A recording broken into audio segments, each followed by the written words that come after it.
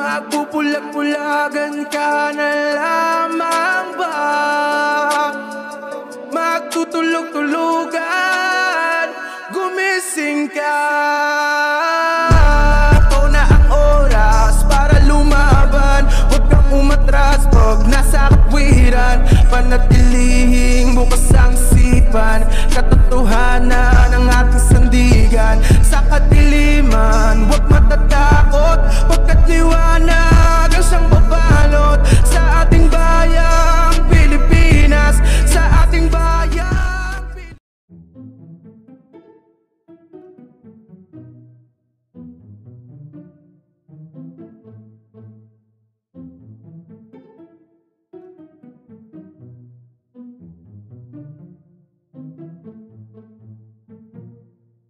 Hello, magandang araw. Medyo skip muna to sa ghost hunting. Masama ang pakaramdam ko. Sakit ang bato ko, men. Diba? So, meron akong nakitang video na nagva-viral. Ito ay sa Dream Life Church. Ngayon ko lang narinig yun. Familiar ba kayo doon? Nagva-viral yung video ng Dream Life Church. So, ito yung video nila. Ito ay nakuha ko sa post ni Rica Santillan, 'di ba? Nadaanan ko to sa wall ko may nag-share ng video na to. So panoorin nga natin 'to mga men. Dito tayo. Itong taong to, ang sabi niya, lilipat lang daw siya ng church. Ay, may nila akong ganyan. Hindi naman daw siya mawawala kay Lord. Ay, dapat talaga yan. Magdi-devotion pa rin naman daw siya. Ay! Magpe-pray pa din naman daw siya. Lilipat lang naman daw siya ng church. Hindi naman daw siya magbabackslide. Ay, may ganun ba? May ganun? Be, matatapos na 2023. Ano nangyari? Ano ba to? Guilt trip ba to?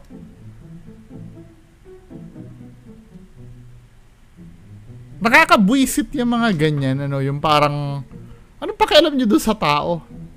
Pagdating sa faith. Baka kasi minsan kasi, ayaw niya lang doon sa inyo.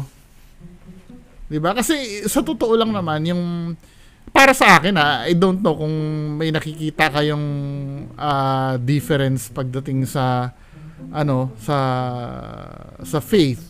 Halimbawa, kung makikinig ka sa isang fellowship, halimbawa dito ka makikinig sa dini, wala akong alam kasi hindi ako naggaganyan. 'Di ba? Pero alam ko may mga kanya-kanya yung fellowship, 'di ba? Ang alam ko lang yata yung CCF. Then merong ganire, tapos may ganon. Hindi, baka kasi minsan, dahil sa pinapakita nyo ugali na yan, natutoksikan sa inyo. Kasi hindi maganda to, men eh. Parang minamak nyo yung decision nung, sino ba kayo mga animal kayo? Diyos ba kayo para magagaganyan-ganyan? Nakakabwisit yan, di ba? Tingnan mo, yung parang yung pagmumukha nila, nakakabwisit talaga. Dito tayo. Itong taong to, ang sabi niya, lilipat lang daw siya ng church. Ay, may nila akong ganyan. Hindi naman daw siya mawawala kay Lord. Ay, dapat talaga yan. Magdi-devotion pa rin naman daw siya. Ay! Magpe-pray pa din naman daw siya. Lilipat lang naman daw siya ng church. Hindi naman daw siya magbabackslide. Ay, may ganun ba? May ganun? Be, matatapos na 2023. Ano nangyari? Bakit? Ano yung nila? Bakit kayo? Sigurado ba kayo sa ginagawa nyong yan? Malalangit kayo? Seryoso? Yung ginagawa nyong yan, mockery yan, men eh. Parang, come on, man. Naintindihan ko na kung sino man yung tinutukoy nila, naintindihan ko na kung bakit umalis dun sa church nila. Nakakabwisit, di ba? Yung ganyan, parang sino pang gaganahan na na umano dyan, pumunta dyan sa mga ganyan na kagaguhan. O kagaguhan yan, men. Marami ako nakikitang mga grupo na pero hindi naman ganyan eh. 'Di ba? Freedom pa rin naman ng tao yan eh. Nakalagay nga sa Bible na ginagamit nyo, 'di ba? Binigyan niya ng freedom ang ano eh, ang mga tao eh kung ano yung trip nila sa buhay eh. Whether gawin nila yung masama o hindi. Trip ng tao yun eh. Ang gagawin nyo lang, hindi kayo dapat mamimili. Ano kayo, networking ba kayo? 'Di ba? Power ba kayo? Hindi naman kayo networking eh. Di ba? Ano yan? Religious organization yung pinapalakad nyo. Hindi ganyan. Minsan nakakabwisit, men, ano? Just imagine, ang pinakamahalagang gift na binigay ng Diyos sa tao ay yung, yung freedom. Kahit nga Diyos hindi kayang kontrolin yan eh. Yung freedom, tapos kayo gaganyan ninyo. Mga hinayupa kayo. 'Di ba? Dahil kung halimbawa kung ang bibigyan tayo ng freedom ng Diyos at yung kung ano rin lang yung gustuhin ng Diyos ang hahayaan niyang mangyari, di sana robot na lang tayo lahat. May mga command ang Diyos. May pamantayan siya kung paano tayo mamumuhay ng ayon sa kanyang kagustuhan. Pero men, 'di ba? Hindi pwersahan 'yon. Kaya nga need mo mamili kung may impyerno ka o hindi eh. Ultimong si Adan at Eva nga sinuway yung sila na nga yung kauna-unahang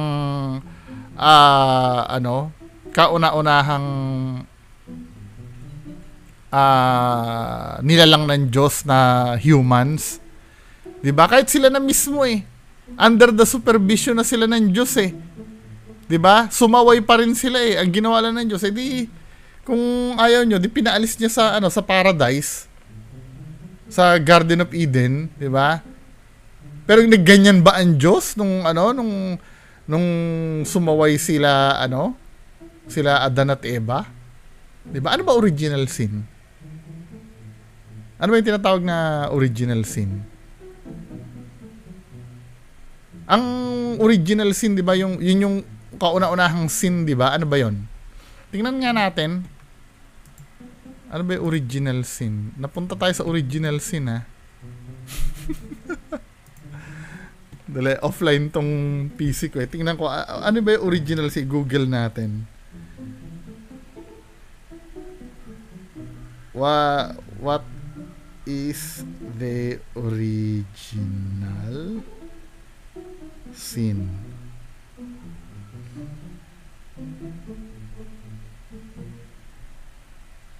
Ano yung considered na original sin? Sabi dito yung pagkain daw ng prutas, pero sa akin hindi naman kasalanan kumain ng prutas eh. Ang original sin yung katigasan ng ulo. Yun ang kauna-unang kasalanan na imbento sa mundo, yung katigasan ng ulo. Hanggang ngayon, yan pa rin ang namimeste sa mga buhay ng tao, yung katigasan ng ulo. 'Di ba? Lahat naman ng pinagdadaanan natin dito sa mundo.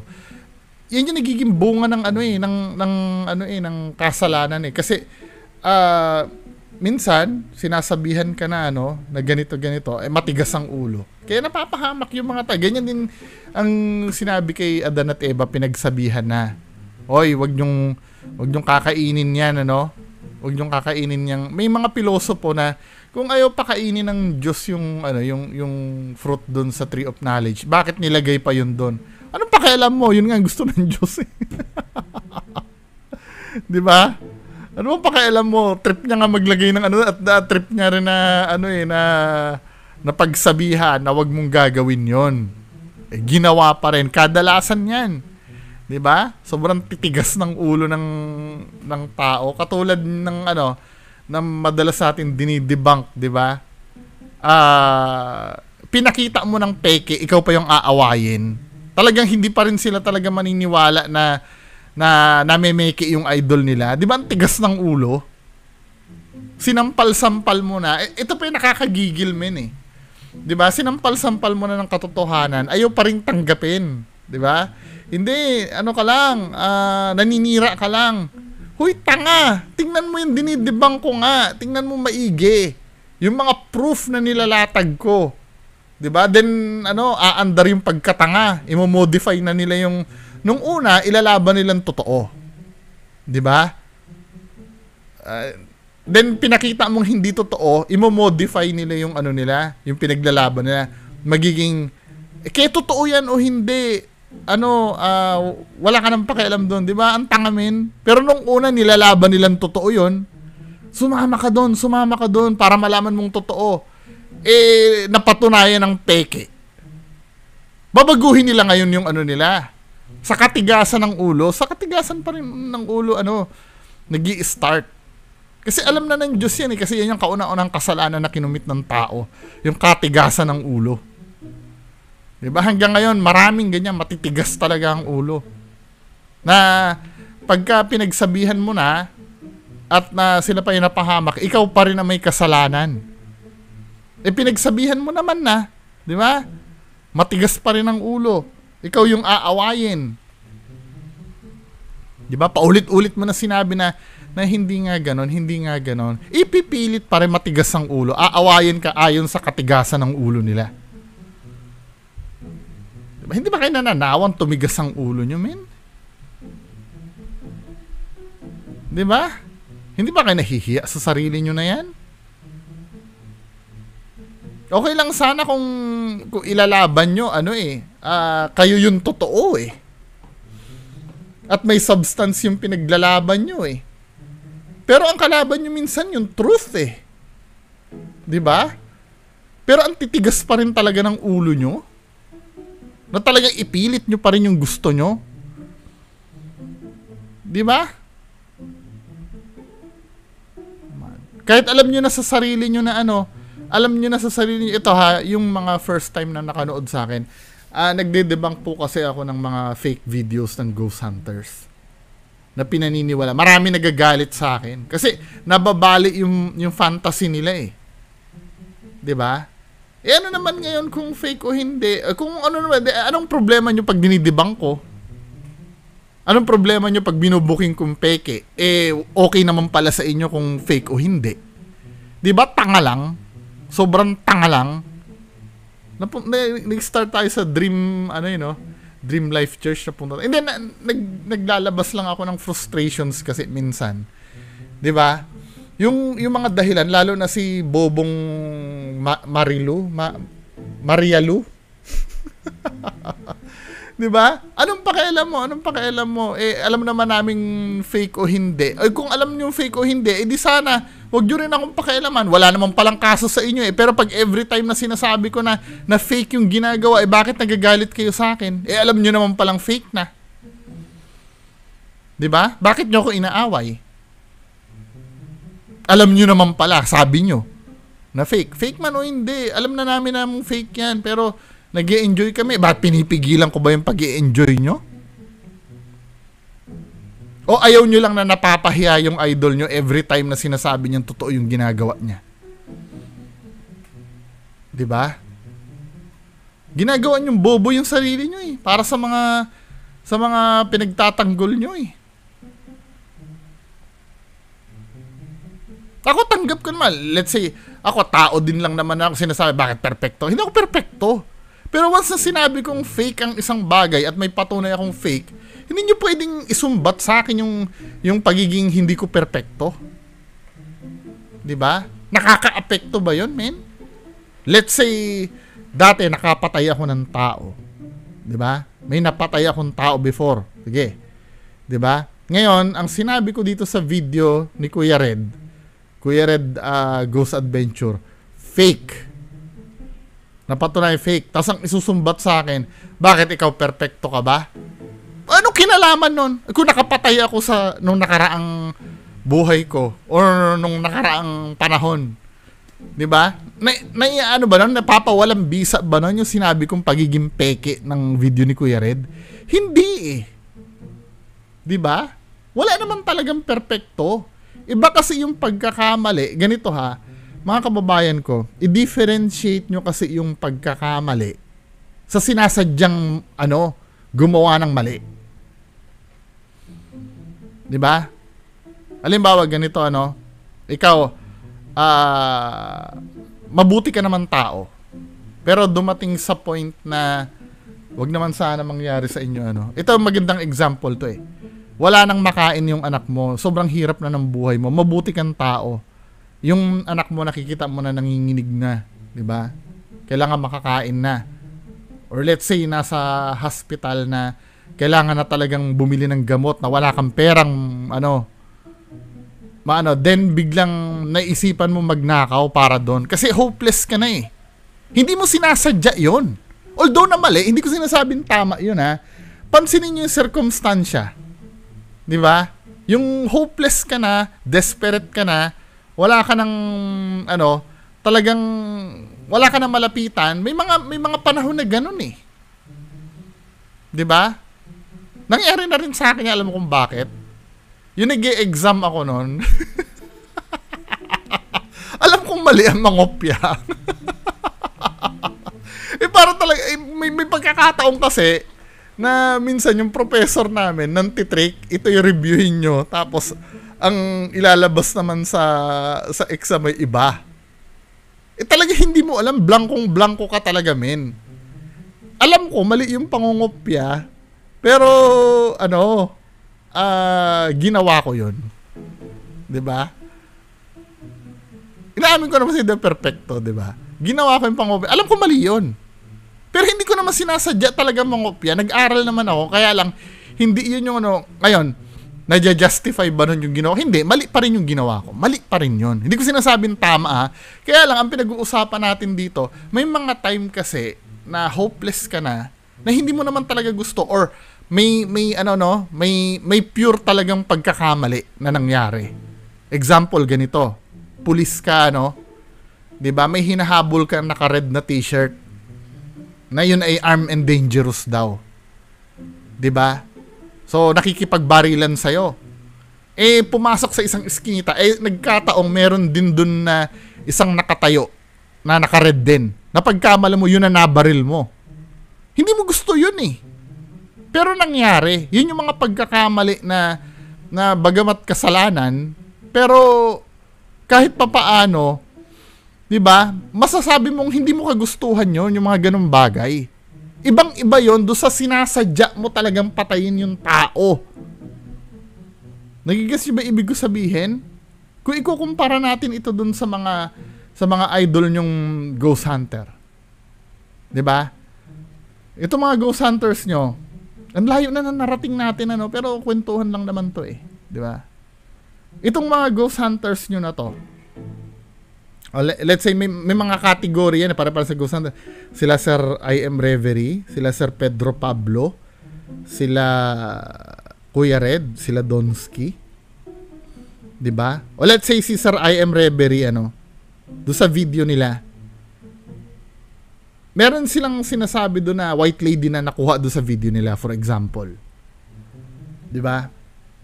For example, nakita do sa video white lady, pinagkalat ni Sir I.M. Reverie na yung nakita niya dun sa sa video ng vlog niya ay white lady. Then na-excite siya yun ang pinublish niya. Ngayon, upon inspecting, 'di ba, tiningnan natin, zinom natin, hindi pala white lady, posting puti lang pala. Nung nataasan natin yung brightness. 'Di ba? Ito naman si Kuya Red. 'Di ba? Nakakuha ng white lady, talagang totoong white lady, naka-gown na babae. Naka-gown na babae, 'di ba?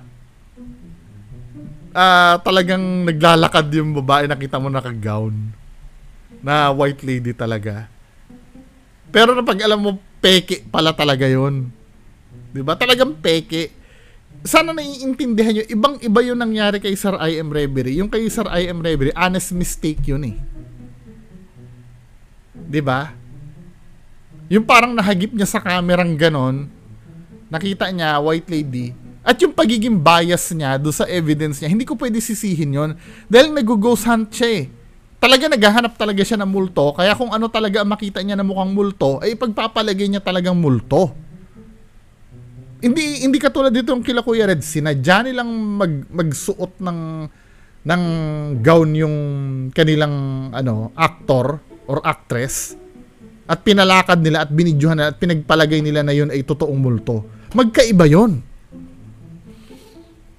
'Di ba? Magkaiba yun. Ay yung nakitang paring pugot ni Kuya Red kagabi, yung dinibank natin kagabi, yun naman, feeling ko naman, hindi naman nila pineke, kaya lang, syempre, di ba, parang, binalikan nila eh. Hindi man lang sila nag-inspect. Di ba? Yung spot na yon, binalikan uli nila yung spot na yon, kung nasaan yon, kung saan yung nakuha nila na yon. Hindi naman nakita na lang yung video na yun through editing eh. Andun pa rin sila. Hindi nila ginawa yung yung tamang pagkumpara. 'Di ba? Maybe kung naging bias sila doon sa kuha nila na talagang inakala mukha naman talagang paring pugot, sige. Pero I don't believe na hindi nila alam 'yun. Feeling ko alam nila. Ito kasi dito na naman nagkakatalo eh. Kasi bakit mo ayaw mong pagbigyan si Kuya Red na honest mistake din ni Kuya Red yon, yung sa paring pugutang ulo. Sa akin kasi mabigat kasi sa kalooban ko. Kasi sila Kuya Red kasi kilala na talagang namimeke ng video. 'Di ba?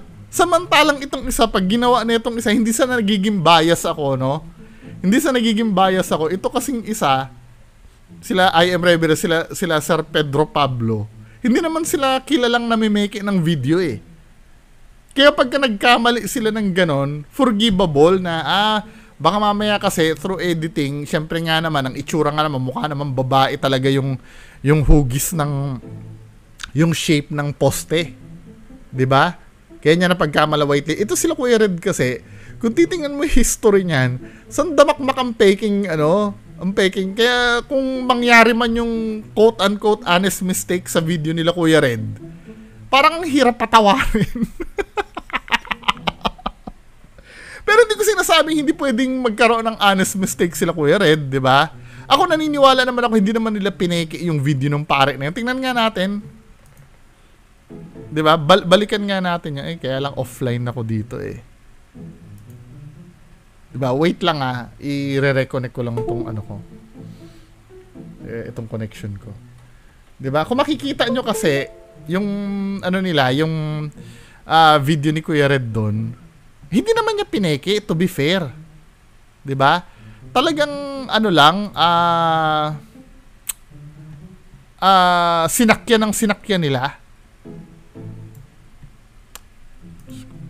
Tsaka kung iisipin mo, gagamitin mo yung common sense mo, ulitin natin may comment si Sino ba nag-comment? Si Beneros Marshall ba yun kagabi? Or si Francisco? Si Francisco yata, yung credit po dun sa nagsabi, O ito, ipupunta natin si Kuya Red, dun sa video niya, yung paring, pairali natin yung common sense natin. Ito, free, na lang to, free kwentuhan na lang to eh. Nagsimula lang doon sa Dream Life Church, Diba? Free kwentuhan. Wala kasi ako maisip na topic ngayon eh. Diba? Nag-commercial lang po, wait lang. Free topic na to. Dito. Diba? Papakita natin dito. Sabi ni, I don't know kung si Beneros Marshall ba yung nagsabi sa akin o si Francisco. Nabasa ko sa isa comments eh. Alam niyo naman, mga viewers ko, matatalino talaga lahat. Diyan ako proud. Iilan lang ang nanonood sa akin. Mga 500 lang. 700 lang. Pero I'm so sure majority doon mga matatalino. Yun ang hindi ko talaga hindi ko talaga pwedeng ipagpalit kahit kaninong sa inyo na yung 100,000 subscribers yan, puro bobo naman yan. 'Di ba? Dito na ako. Kasi kahit ako mismo, yung mga viewers ko, minsan kino-correct ako. Ang pinaka-proud moment ko dito, men, yung kinorek nyo ako doon sa poste na dumaan. Sila Sir Edwin the Walker, sila Ma'am Lenny, sila Sir El Jaco, 'di ba? Ang dami nag-PM sa akin na regular na nagko-comment sa akin na kinorek ako. Nakaka-proud 'yun, men. Hindi ako naiinis doon pag kino-correct nyo ako. Ibig sabihin, matatalino yung yung nanonood sa akin. 'Di ba? Katulad nito, no, pag kung natin, kung ipi-play natin dito, tama yung sinabi ni Beneros Marshall, at saka I don't know kung si Beneros Marshall o si Francisco yung nagsabi. 'Di ba? Anong mali dito? Let's say, wag na nating isipin na fake, wag na nating isipin na fake na let's say multong pare nga naman to, mga men. O, 'di ba? Let's say multong pare nga naman niya kahit hindi. 'Di ba? Let's say multong pare ito nakuha ni Kuya Red na to. Ano yung sinabi ni Francisco or si Beneros Marshall? Kung sino man po sa inyong dalawa nakaka-proud. Ano nga naman ang ginagawa ng pare diyan sa loob ng school? 'Di ba? Kung gagamitin yung common sense nyo, bakit may magpapakitang pare diyan sa school? Ano bang history meron diyan sa lugar na yan? Dati bang simbahan yan? Di ba minsan dapat pag mag-investigate tayo dito, may history eh. Pwede kung dating simbahan yan, or dating kumbento yung school na yan, may history ba yan na ganon? Kung wala, anong gagawin ng pare dyan? Diba? Or naghanap lang kayo ng naghanap lang kayo dyan ng pwede nyong ikumpara yung image na nakuha nyo. Ngayon, hindi ko na pwedeng i-unsee to, men eh. Hindi mo na pwedeng i-unsee na ito ay blackboard lamang. Tapos shadow ng electric fan tong nasa taas. Diba, men? Ganun mag-isip. Ngayon, ngayon napatunayan na, sasabihin na naman ng iba, wala na sa amin kung peke yan. Kung wala na sa inyo kung peke o hindi, di shut up. Diba? Pabayaan nyo rin ako. Wala naman pala sa inyo kung peke o hindi eh. Bakit aawayin nyo ako? Kung peke yan, di manood lang kayo. Di ko naman kayo pinipigilan eh. Kahit nga magpadala ng pera kayo yan, di ko kayo pipigilan eh. Basta sasabihin, ba't nasasaktan kayo? Diba? Mga kababayan ko, ang layo-layo na ng narating ng usapan natin dito, men, Pero wala ganun talaga eh. 'Di ba? Kahit minsan actually hindi mo na kailangan i-explain yung mga ganyang bagay eh. Sa natin, sa mga kababayan natin. May utak naman kayo lahat eh. Hindi ko lang talaga naiintindihan bakit yung iba sa inyo, yes, ako din, sasabihin ko sa inyo, nabubudol din naman ako. 'Di ba? Pero once na may nagsabi sa akin na natututo ako eh. 'Di ba? Tandaan nyo ha, pag naloko kayo sa ganitong bagay, hindi naman unang nangangahulugan na bobo kayo. 'Di ba? Dahil lahat naman tayo naluloko eh. Humans lang tayo. Meron talagang mga taong magagaling talaga manloko. Kaya lang nagiging bobo na lang tayo kung hindi tayo natututo.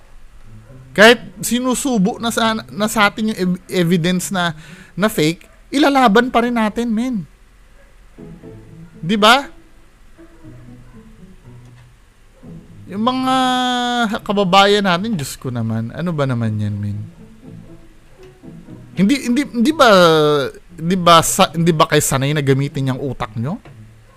Ano ba talaga ang meron dyan sa pag-uutak nyo? Bakit, hindi nyo magamit-gamit? Di ba? Hindi masama maging mapanuri. 'Di ba sa panahon ngayon, 'di ba? Hindi masama maging mapanuri. Huwag matigas ang ulo. 'Di ba? Yan ang katulad na sinabi ko kanina, Yan ang original sin, yan ang magpapahamak sa atin lahat, yung katigasan ng ulo na yan. Minsan ganito pa, matigas pa ang ulo, then pagka na-vindicate ka doon sa pinagsasabihan mo, napatunayan na ikaw yung tama, magyayabang pa yung tao na yan. Di ba siya pa yung may ganang magmalaki na bakit ako ba ikay na di ba? Come on. Nako, naka 30 minutes din ako Oh well, balik tayo dito sa sa Dream Life Church na to. Kaya itong mga taong ganda, hindi naman maganda to. Kasi unang-una, ang pinaka nyo diyan si God di ba? Si God naman ang nakakaalam ng dapat. Wala sa kamay nyo na magsabi na kamusta ka na, di ba? Kamusta ka na? Di ba, men? Ang nangyayari dito, guilt trip na lang Hindi nyo namamalayan yung umalis sa inyo, mas gumanda pala ang buhay, nagkaroon ng peace of mind, di ba? Kesa sa inyo. Dito dumarating kasi yung time dito, kayo yung nagmumukhang walang peace of mind Dito sa style to ng Dream Life Church. Kasi sila hindi matahimik nung umalis yung membro nila. Di ba, men? Anyway, mga kababayan ko, anong masasabi nyo? Sana pag-usapan natin. Maraming salamat po. Bye-bye.